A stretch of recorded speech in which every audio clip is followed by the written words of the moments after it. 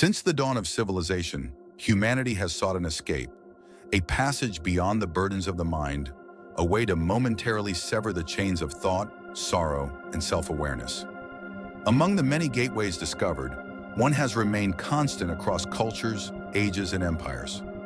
Alcohol. It is the drink of celebration and despair, of inspiration and oblivion. It has been offered to the gods and abused by mortals, woven into rituals and yet responsible for ruin. Despite its global production, relentless promotion, and widespread acceptance, few stop to ask, what truly happens when we consume it? Beyond the physical effects, beyond what science and society acknowledge, there are deeper hidden consequences, spiritual consequences.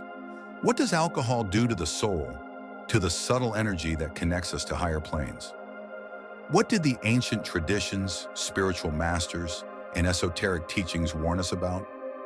Today we will unveil the truth, prepare to journey beyond the veil, where the unseen forces at play are finally revealed. The history of alcohol is not merely the story of a substance. It is a tale interwoven with humanity's ancient quest for transcendence, a journey through alchemy, mysticism, and the pursuit of divine connection. To truly understand its essence, we must trace its origins to the heart of its very name, a name that carries a hidden meaning, long forgotten by the modern world. In Arabic, the word al-kuhul originally referred to a fine black powder used as a cosmetic to darken the eyes, what we now know as kohl. Yet for the alchemists of old, this word carried a far deeper meaning. Al-kuhul represented the ethereal, the essence of a substance, its distilled spirit, its very soul. This is why, even today, we call alcoholic drinks spirits, a remnant of an ancient understanding that alcohol was not merely a drink, but a volatile essence, a force capable of separating the physical from the spiritual. But how did this concept evolve? Why was alcohol revered, feared, and intertwined with the divine mysteries of the ancients? The use of alcohol as a fermented elixir dates back to the earliest civilizations. The Sumerians, Egyptians, and Greeks believed it to be a gift from the gods, a sacred liquid that could elevate consciousness or unleash chaos. In ancient Mesopotamia, beer and wine were offered in temples to appease the gods. In Egypt, wine was linked to Osiris, the deity of resurrection and renewal. The Greeks worshipped Dionysus, god of ecstasy and divine madness, through sacred rituals involving wine, believing it dissolved the boundaries between mortals and the divine. Yet for all its ritualistic power, alcohol carried a warning. The sages of antiquity understood that while it could reveal one's true nature, it could also obscure reason, opening the soul to unseen and dangerous influences. As time passed, the word al-kuhul evolved within Islamic traditions, where it came to denote the distillation process. Though Islamic teachings forbade alcohol consumption, Muslim alchemists refined the art of distillation, inadvertently paving the way for alcohol as we know it today. One of the earliest recorded figures to document this process was the legendary Arab alchemist Jabir ibn Hayyan, known in the West as Geber. But as alcohol spread across the world, its purpose shifted. Once a substance of spiritual reverence, it gradually became a tool for numbing the senses rather than expanding the spirit. And here lies the great paradox. A substance once used to connect with the divine now serves to disconnect the soul from its higher essence. But why? To understand, we must venture beyond the physical, into the invisible realm of energy, where the effects of alcohol extend far beyond the body, into the very fabric of the human spirit. Since the dawn of civilization, alcohol has exerted an irresistible pull on humanity. It has been celebrated in sacred rituals, used as a bridge for social connection, and sought as an escape from the burdens of existence. But why? Why do we continue to crave something we know can harm the body, cloud the mind, and weaken the soul? What hidden force compels us to drink, despite the whispers of intuition urging us to resist? Beneath this veil of illusion lies a profound disconnection from our true nature. For millennia, humans have sought to transcend the limitations of the body and mind. The longing for relief, for pleasure, for freedom from suffering is part of the human condition. In alcohol, a liquid of forgetfulness, presents itself as a deceptive key to unlock temporary relief, a magical potion promising to lighten life's burdens and dissolve the weight of the past, if only for a moment. But this is the grand deception. The false awakening alcohol intoxicates, deceives, and seduces. When consumed, it lulls the mind into a state of fleeting euphoria.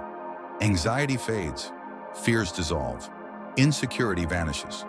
The timid man suddenly feels bold. The sorrowful heart finds laughter, if only for an evening. For a brief moment, it feels like freedom, but this is an illusion, a distortion of reality designed to pull the soul further from its essence. Hermetic tradition teaches that all of humanity seeks the unus mundus, the primordial unity, the state of harmony with the cosmos. Deep within, we long for wholeness, for connection, for a return to the divine.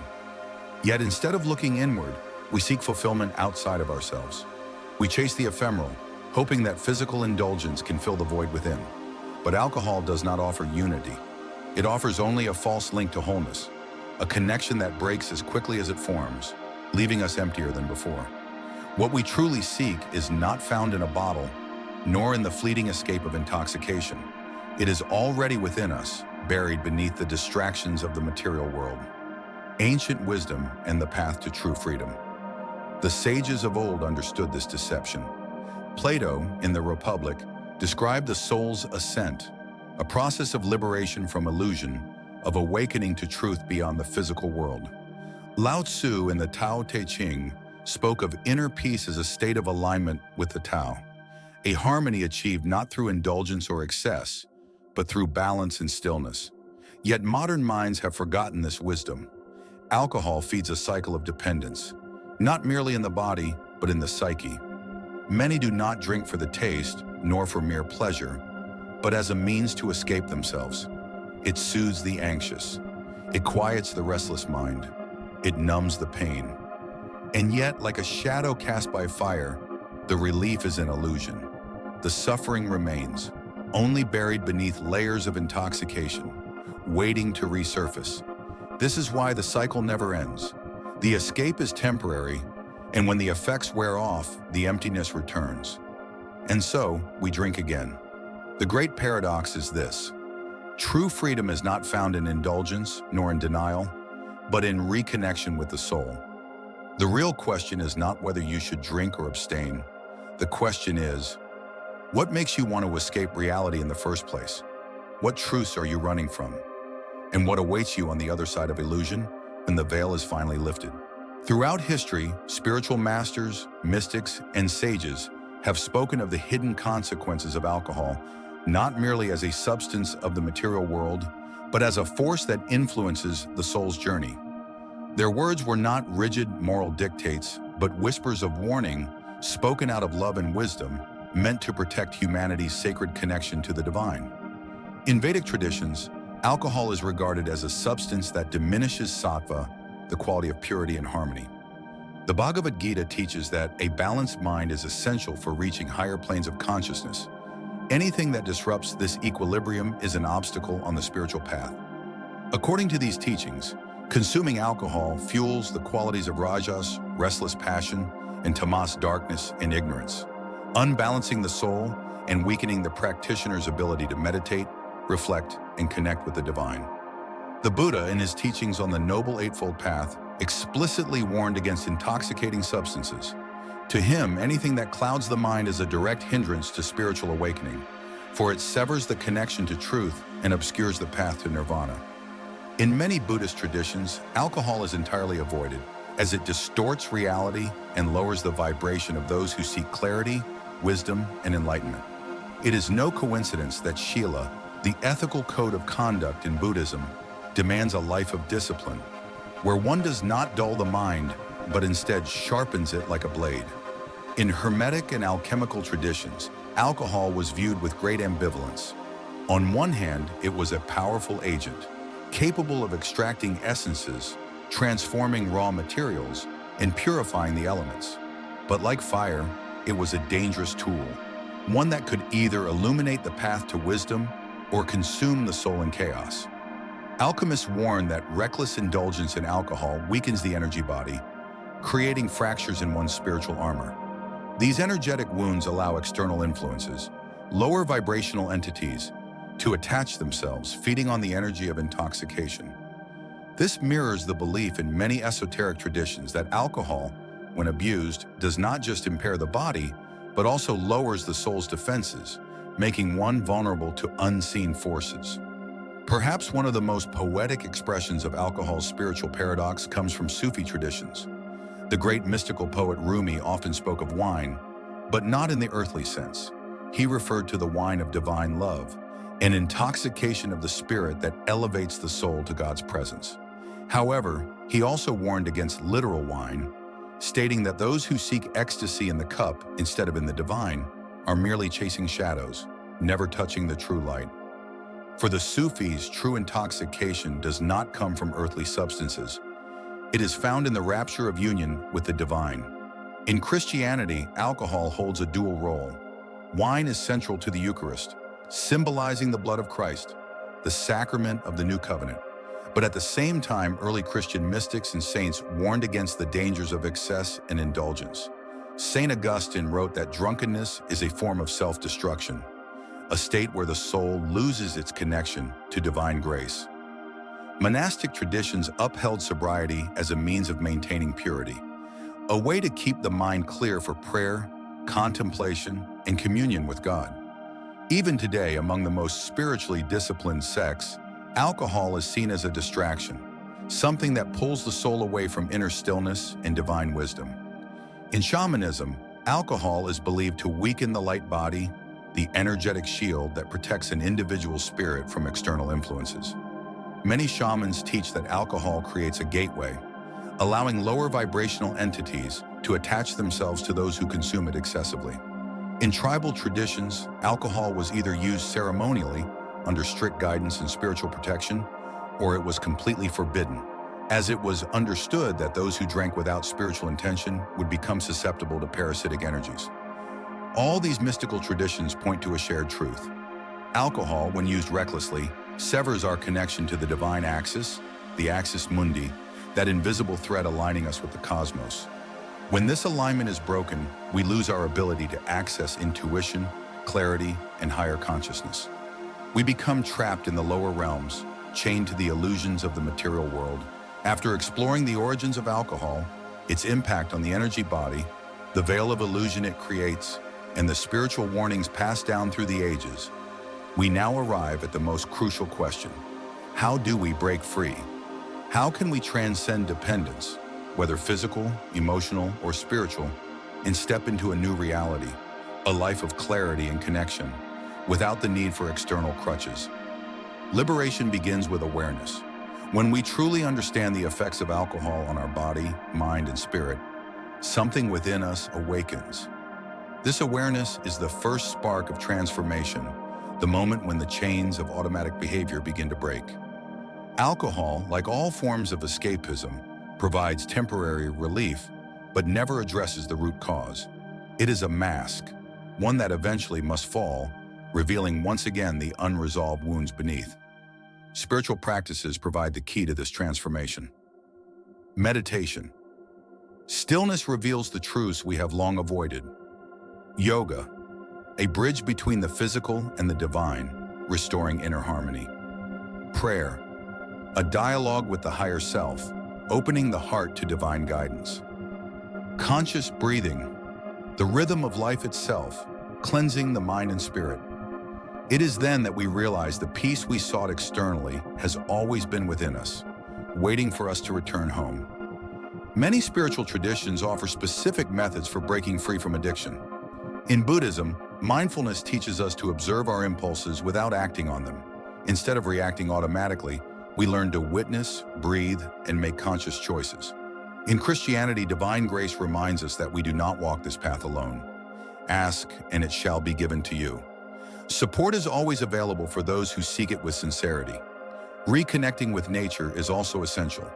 Alcohol disrupts our natural balance, but time spent in forests, mountains, or by the sea helps to restore it. The earth itself is a purifier, cleansing not only the body, but the mind and spirit as well. Often we turn to alcohol because we feel something is missing.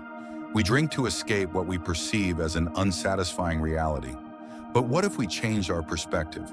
By cultivating gratitude, even for the smallest things, we begin to see life's hidden beauty. The warmth of the sun, the stillness of the night, the breath that fills our lungs. Gratitude shifts our vibration, connecting us to life's abundance, rather than focusing on what we lack. You are the master of your consciousness.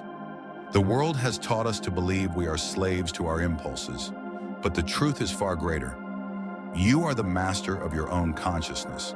You do not need any substance to experience happiness, fulfillment, or peace.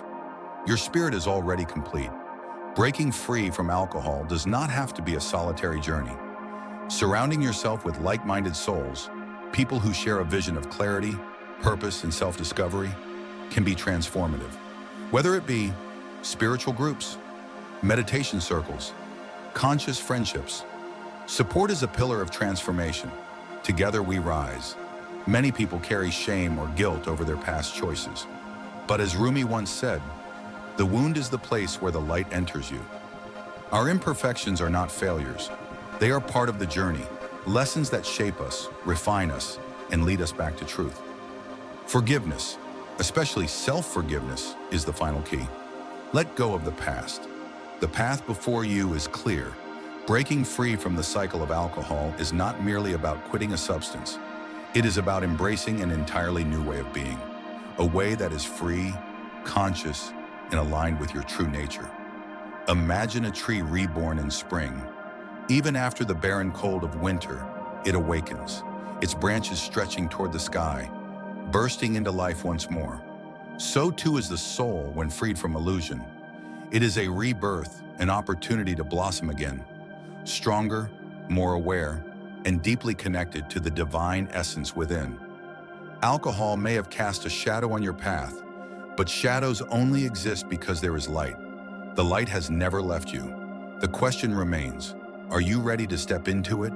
Are you ready to look beyond what the external world offers and discover the infinite source of joy, peace, and clarity that has always been within you?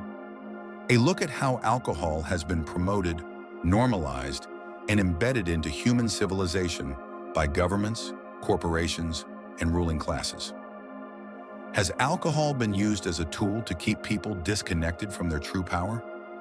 Ancient civilizations knew of its dangers, yet today it is celebrated, marketed, and encouraged at every turn. Could the widespread consumption of alcohol be a form of subtle control, keeping people from awakening their higher consciousness? Let me know your thoughts in the comments, and thanks for watching.